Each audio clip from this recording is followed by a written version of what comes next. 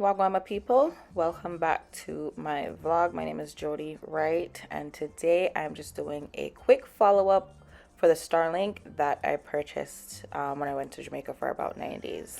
So from the time I left Jamaica until now, because I was looking back at the time when I posted this vlog, it has been about a month. So I wanted to give a little follow-up on how my experiences are with the strength of the Wi-Fi. And also, I had a question from a subscriber by the name of Nick, and I told him I was going to give him a shout out because he had an issue when ordering and some great questions. Now, I know many of you have been waiting on this video, and to be honest with you, I recorded the video a long time ago, but I ended up not posting it because I just felt the need to wait a little bit and to see if anyone else had some other questions that I might have to look into. So hopefully this video is helpful to those who are having these same issues as Nick. And if you have any other issues at all and you kind of need my feedback, not really feedback, but you actually want to know if there's any way I can help you, by all means necessary, you can send me a message on Instagram at I am Jody Wright. I'll be super happy to help you out, to Google a lot of questions and show you snapshots. I mean, I've been doing that with Nick, so hopefully I can help you out. All right. Artificial intelligence.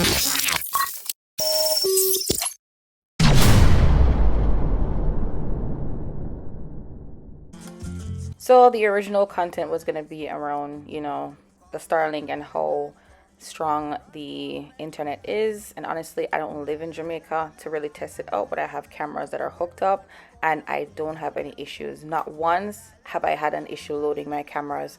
So this is just really great for me in that sense.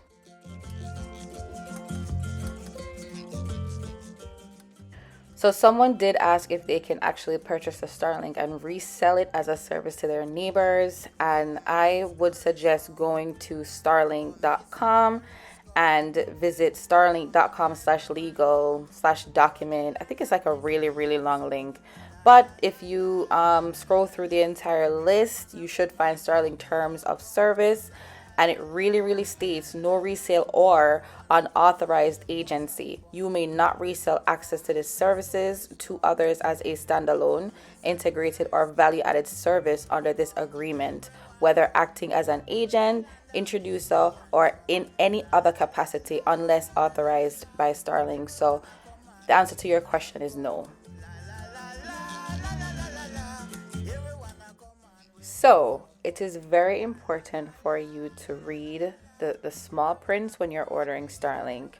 What I've been noticing is that when you order, it will send you a message. Not really send you a message, but it has a very small message letting you know if your area is at capacity. Now I'm about to explain to you what that means.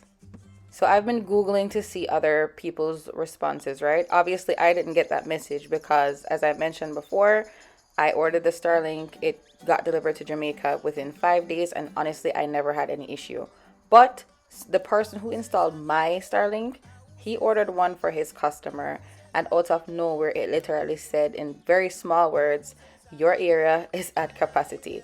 So as I did my research, I came across this, I don't know what to call it, but it is like a blog post that pretty much explains to you what it means, right? So it's saying that the new capacity shows SpaceX is gradually chipping away at the capacity constraints for Starlink, which can deliver high-speed broadband to rural and remote areas.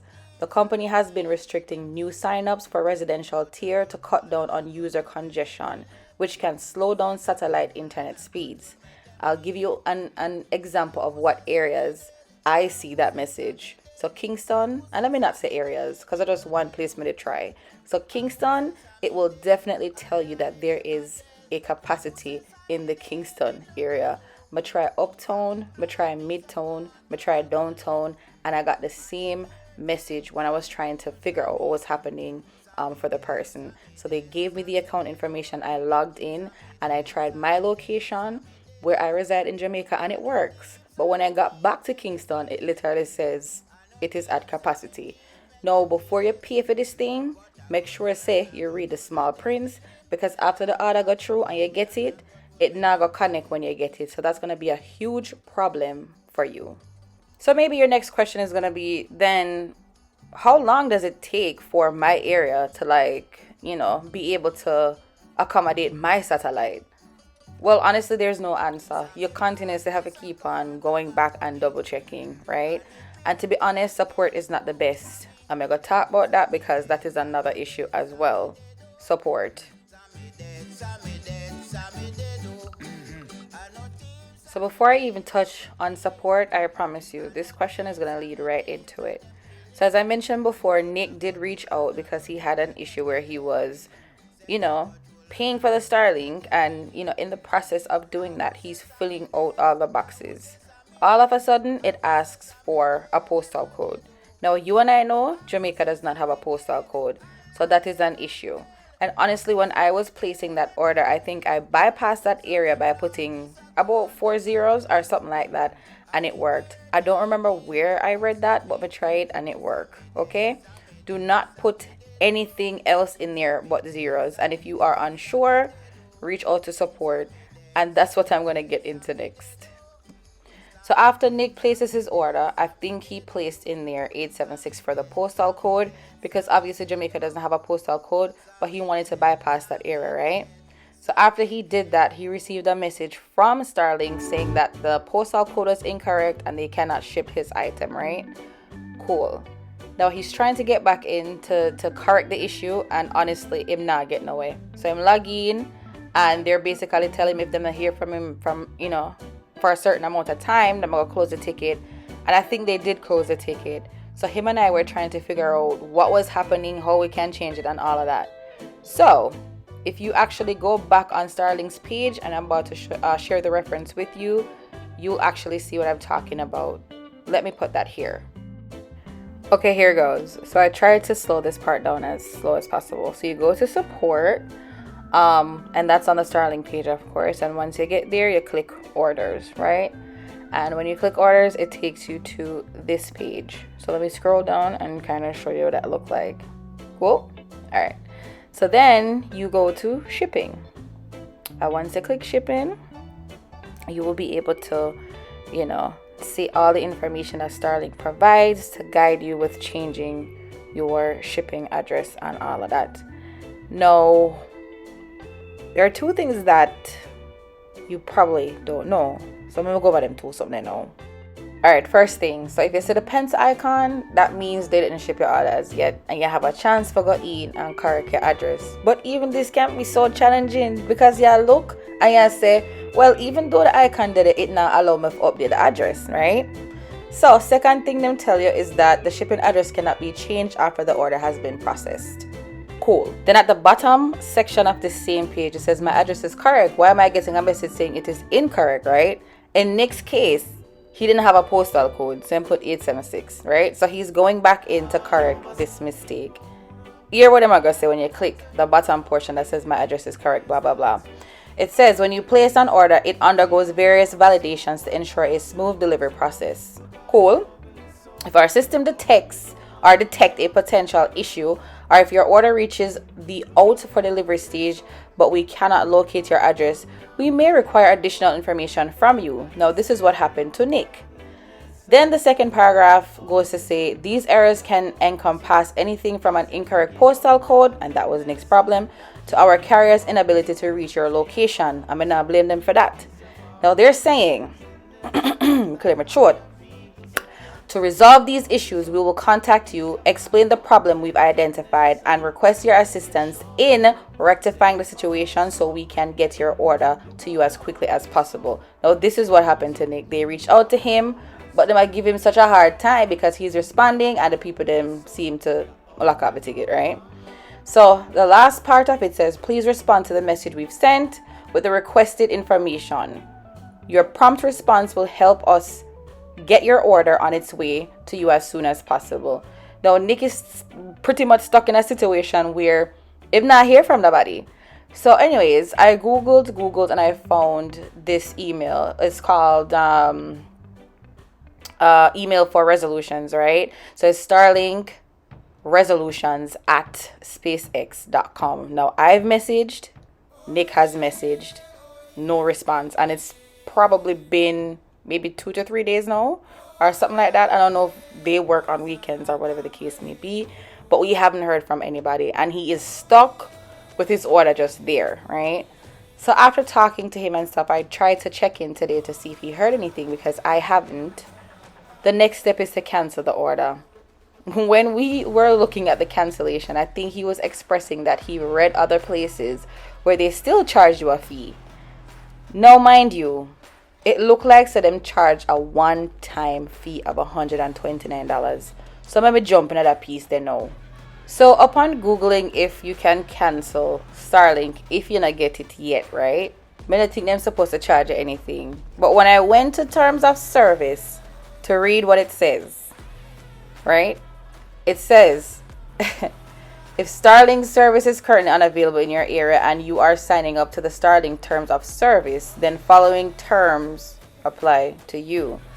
Now, Nick, I know you're watching this and correct me if I'm wrong, but I think when you were looking for your area, I'm not going to blurt out where you're coming from or which part you're located, but it did say that there was no service, right? Cool. But when me read that some say Canadian dollars, so I want to know if I just Canada this applied to our Jamaicans. I don't know. I feel like they should have a separate page that is dedicated to people outside of the US. Obviously them have one for Canada, but one to the smaller islands, Jamaica, Trinidad, Barbados, right? Guyana, Bahamas. What happened to those places? I feel like there's no support, there's no document that really help to guide customers in those areas, right? So it reads, you agree to pay a one-time pre-order payment of 129 Canadian dollars plus taxes. The pre-order payment grants you priority within your region for securing Starlink services and when available. The second paragraph reads, the pre-order is fully refundable at any time prior to Starlink shipping your kit. Placing a pre-order payment does not guarantee the Starlink kit and services will become available to you. Starlink will apply your pre-order payment to the amount due on the Starlink kit if and when the Starlink kit and services become available to you. So right this up know so you can't get back your money. And in this case, Nick Starlink kit never ship out yet because there's an address error. So I want to know if they're going to charge him the 120 if this only applies to Canada. It is really not clear unless we not search out the entire document correctly. But I feel like it's missing that information for people living outside of countries like the US and Canada, for small islands who are looking, right, to be a part of this whole Starlink evolution or revolution, whatever you want to call it. Okay? They need more information before purchasing this item. They really, really need more information. And honestly, guys, me I try for hunted phone, but it is tough. It is super tough. Me can't find a support link will work for everybody. Even if you order it, you have people who order this thing, then put the wrong address and then want to go in and correct it. But obviously, if you order it with a wrong email address, your finger might touch a key or two. You can't log in. And if you can't log in, how are you going to communicate with support? So it's like, what do I do, right? That is the confusing part, and I'm trying to figure that out for everybody. But so far, if I'm giving an update on this thing, these are the type of questions that customers have, and they're looking for answers. And honestly, I'm looking for answers as well. I'm reading the documents, and I honestly feel like I'm about to do a part 3 of this video because I did reach out to Starlink, but I'm not hear nothing from them yet. So stay tuned on that, and hopefully this vlog helps with those concerns. Stay safe, sending all your questions, and I look forward to posting the next video. Thank you again for watching this one. Don't forget to like, share, and subscribe, and leave a thumbs up. Thank you.